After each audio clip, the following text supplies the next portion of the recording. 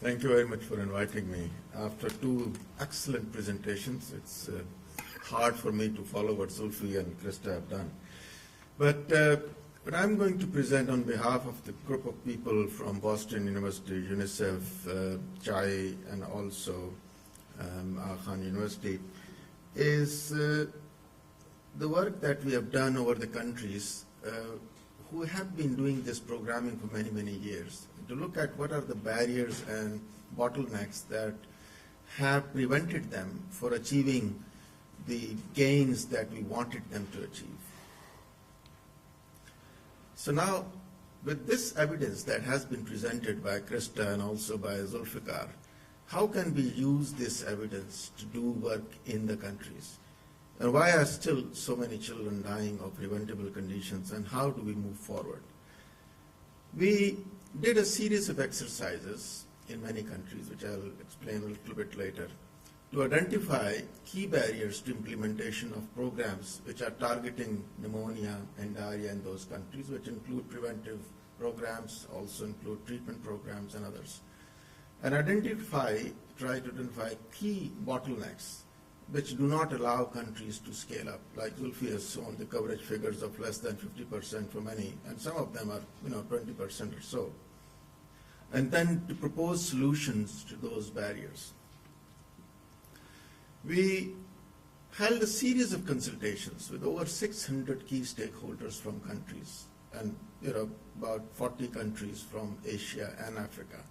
And these key stakeholders included ministries of health, economics people, planning people, academics, donors, NGOs, and we held them over the period of 2 years from 2010 to 2012. The first stream of work was led by WHO and UNICEF, using the GAP, which is the Global Action Plan for Pneumonia, and 7-point diarrhea plan, to look at the programmatic barriers and develop solutions through the help of people who are coming from the countries who are actually delivering these interventions. This was done in 36 countries. And the second exercise was led by Aga Khan University through the Diarrhea Global Action Plan, which was focused on 7 countries, in which they also looked at the barriers and solutions for diarrhea only, but with in-depth analysis of those 7 country situations.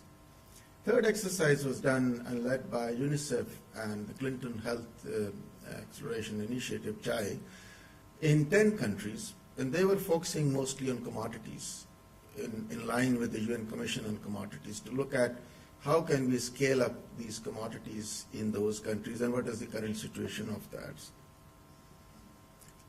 This heat diagram shows data from 7 countries. And this basically tells you the bottlenecks which impede access to vaccines. And most of them are upstream. What means is that either there is no policy or there are no resources available. And out of these 7 countries, 4 of them do not have any of the new vaccines which Zulfikar was talking about, rotavirus, pneumococcal, etc. The reason is either they don't have policy or they don't have resources or both. The second heat diagram is also about the same 7 countries. And this is about ORS and zinc and the bottlenecks which impede their access. And these are not upstream. The policies are there, the guidelines are there, but there are other issues downstream, with lack of availability of the commodities or the training or the case management strategies, and other things are not available. Now, Zulfikar mentioned about zinc and how zinc is not being taken up in many countries. This is an example of what we call a market trap, why zinc is not available and so expensive in Nigeria. Nigeria has just 1 manufacturer of zinc. India has 20. The cost of zinc in Nigeria for a course is more than $3. The reason? It's imported. There are regulations, there are taxes, and then in the supply chain there are markups. So zinc becomes expensive. There is low demand for its utilization. People want to use something to treat diarrhea, so more than half of the diarrhea episodes are treating with antibiotics, which is quite unnecessary. So when we looked at all those barriers and key bottlenecks from these exercises from 39 countries, there were more than 200 of them. So we asked the participants to prioritize. And they, after discussions, prioritized these 5. So each one of them I'll take in one of the subsequent slides. Now, data is available in most countries. But the problem is that many a times the data is either not of high quality or not analyzed properly, and it's not available to people who actually need it, to use it.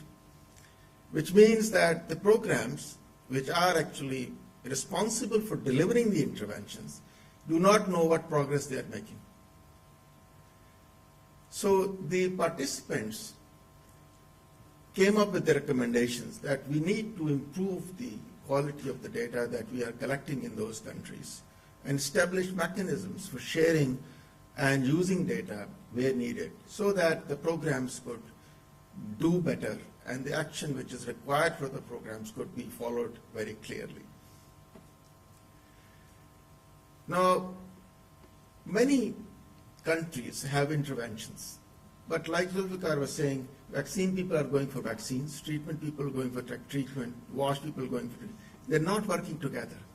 There's very little coordination in many countries, either between programs, across partners who are supporting these programs, or also within the sectors, the environmental health people, the economics, and the...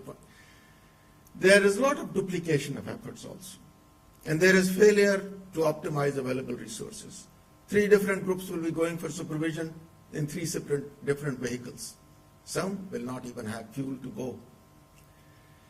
With these conflicting priorities and fragmented efforts, the effectiveness and the efficiency of these programs, which are supposed to deliver these interventions, is minimized and is compromised. So, like Zulfikar was presenting, there is need for evidence-based planning and management, and not going say, okay, let's do only this one thing. There is need of joint development of plans and strategies for action which can help the programs. In most resource settings, everybody realizes that there are inadequate human resources available. There are not enough health workers. They are paid very little, and they are not very motivated. Their skills during their jobs are not really built up. There is very limited capacity building things available. And on top of that, they don't get a lot of supportive supervision and reinforcement of their skills so that they can retain them. Some health workers receive a visit by a supervisor once a year, which results in chronic shortage of skilled and motivated workers. And the group which was looking at this thing wanted to explore and implement some innovative ways of capacity building, to motivate the workers and also for supervision. And some work has already started in many countries. Finally, there is weak supply chain in most of these countries. There is over-reliance on central supply systems. Where there is a need, it's not necessary that the supplies would be there. There's antibiotics for pneumonia would be provided in the same manner in summer and also in winter, whereas pneumonia would be there more in winter in many countries. Diarrhea will be more there in the summers. There is inefficient stock taking or restocking. So many times you find stockouts. Limited local production of essential commodities is a common problem, like I gave the example of Nigeria. Zinc is needed, there is only one manufacturer in the whole country. With these limited access to life-saving commodities, many children who actually need these commodities don't get it, and they die unnecessarily. So we need to strengthen systems for procurement, for drug supply, management, and also production of key commodities locally. And these are not very expensive commodities. These are very low-cost commodities. Finally, the quality of care which is being provided in these health facilities is also an issue, whether it's at the community or whether it's at the first level or hospital level facility. Because evidence-based standards of care are not always followed or available even. Access to care is limited, and where care is available, because the quality is low, people don't want to use it. They don't want to go to a place where they would find that children will die just because either the doctor was not there or the medicine was not there. And children are dying because of these very issues and from preventable and treatable causes. The cost of pneumonia treatment is less than 20 cents. And a child dies just because the antibiotic is not available. So the group felt that the client feedback would be a very important thing as part of the health worker and clinic assessments. And then there is a need for dissemination of case management guidelines, job aids to all these health workers who actually want to provide these services, and it needs to be there.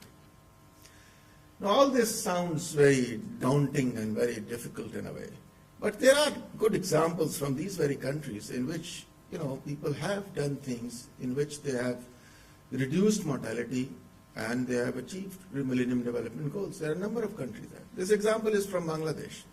Bangladesh took a targeted approach to address these issues.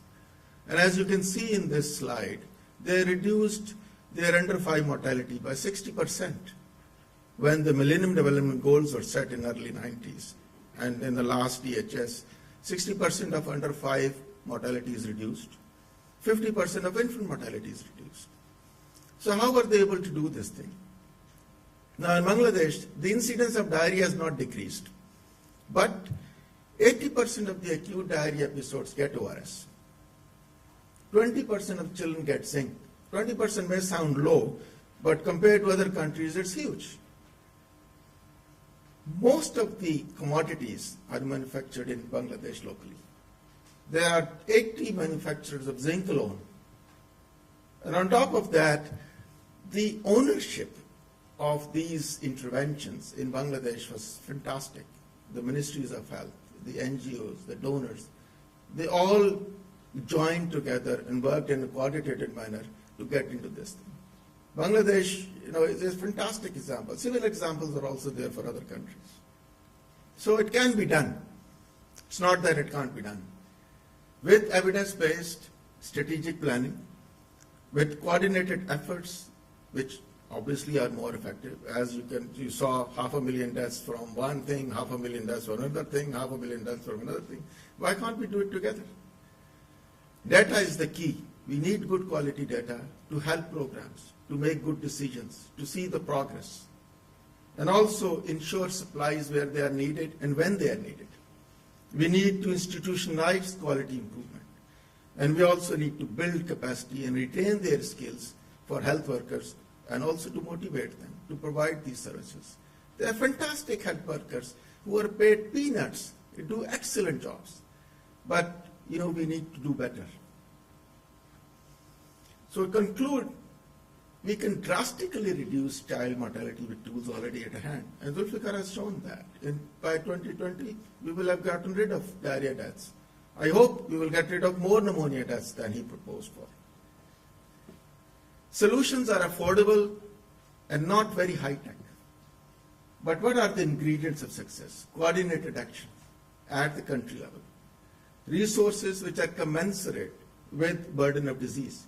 If global community and others can come together to fight AIDS and HIV with resources, with personnel, with infrastructure, with commodities, why can't we do it for diarrhea and pneumonia? We can do it. We should be held accountable, not us, but also at the country level.